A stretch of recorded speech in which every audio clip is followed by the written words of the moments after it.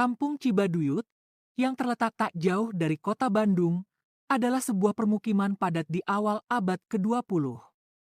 Warganya hidup dari hasil kerajinan kulit dan bekerja di perkebunan sekitar.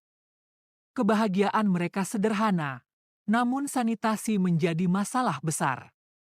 Selokan terbuka yang kotor dan tumpukan sampah menjadi pemandangan umum. Mereka tidak tahu bahwa kehidupan yang terlalu dekat dengan lingkungan yang buruk ini akan segera menjadi pintu masuk bagi pagebluk yang datang dari pelabuhan jauh. Pada awal tahun 1913, wabah pes yang dikenal sebagai sampar atau kurus di kalangan masyarakat mulai menyebar luas di Jawa. Penyakit ini dibawa oleh tikus kapal yang terinfeksi. Di Cibaduyut, tanda pertamanya adalah kematian mendadak beberapa ekor tikus. Tak lama kemudian, seorang kuli panggul yang baru kembali dari stasiun kereta jatuh sakit. Ia mengalami demam tinggi, nyeri hebat, dan muncul benjolan hitam sebesar telur di lipatan ketiaknya, tanda khas pes bubonic. Pagebluk pes ini menyebar dengan kecepatan yang mengerikan, terutama pes paru-paru, pneumonik plague, yang menyebar melalui batuk. Masyarakat Jawa menyebutnya pesuk lara, sore mati, pagi sakit, sore meninggal. Ketakutan merajalela. Keluarga mengunci diri, menolak menyentuh orang sakit, bahkan kerabat terdekat. Jasad-jasad sering dibiarkan di rumah selama berhari-hari karena tidak ada yang berani menguburkannya.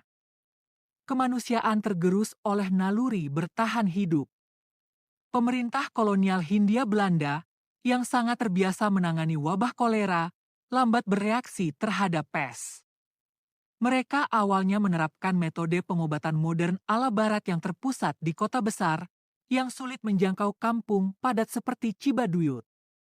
Baru setelah korban berjatuhan drastis, dokter Belanda, seperti dokter De Langen dan lainnya, menyadari bahwa penyakit ini sangat terkait dengan sanitasi dan tikus. Tindakan ekstrim pun diambil. Pemerintah kolonial memberlakukan aturan keras, salah satunya adalah pembersihan rumah secara total dan wajib. Rumah-rumah tradisional Jawa yang memiliki panggung dan loteng sering menjadi sarang tikus.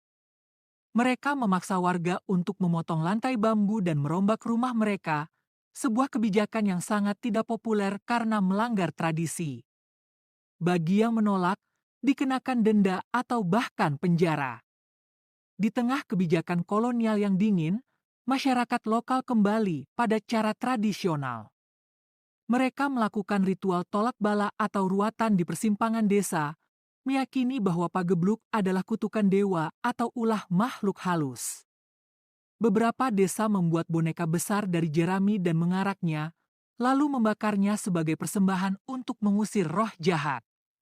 Pendekatan irasional ini memberikan ketenangan psikologis meskipun tidak menghentikan bakteri. Bukan dokter Eropa, melainkan para mantri cacar dan mantri kesehatan pribumi yang menjadi ujung tombak di lapangan. Mereka adalah pahlawan tanpa tanda jasa, berani masuk ke kampung-kampung terisolasi, memberikan penyuluhan tentang kebersihan, dan mencatat kasus. Mereka menghadapi ketakutan masyarakat dan risiko infeksi yang tinggi, seringkali hanya berbekal pengetahuan dasar dan keberanian yang luar biasa. Setelah bertahun-tahun kekacauan, upaya ilmiah mulai membuahkan hasil. Kampanye vaksinasi mulai digalakan, meskipun awalnya ditolak karena hoaks dan ketakutan. Program penangkapan tikus menjadi upaya yang masif. Pemerintah memberikan hadiah untuk setiap ekor tikus yang dibawa, dan ribuan tikus dimusnahkan. Perlahan, dengan pengendalian populasi tikus, penularan penyakit mulai menurun. Pagebluk pes akhirnya mereda secara signifikan pada akhir tahun 1930-an, tetapi meninggalkan luka sejarah yang dalam. Ribuan nyawa melayang di Jawa. Di Cibaduyut, banyak keluarga yang hancur.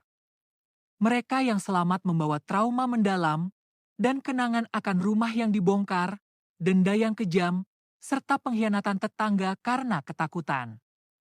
Wabah ini menjadi pengingat pahit akan betapa rentannya kehidupan di bawah kondisi yang tidak sehat. Meskipun tragis, pagebluk pes memaksa perubahan radikal dalam kebiasaan hidup masyarakat Jawa. Pemerintah kolonial dan kemudian pemerintah Indonesia mulai lebih serius dalam masalah sanitasi, perbaikan rumah, dan pembangunan puskesmas. Kisah pes menjadi warisan turun-temurun, mengajarkan bahwa kebersihan bukan hanya masalah estetika, tetapi benteng pertahanan paling penting melawan pagebluk. Ketahanan kolektif masyarakat diuji dan, meskipun dengan harga yang mahal, mereka berhasil melewati kegelapan.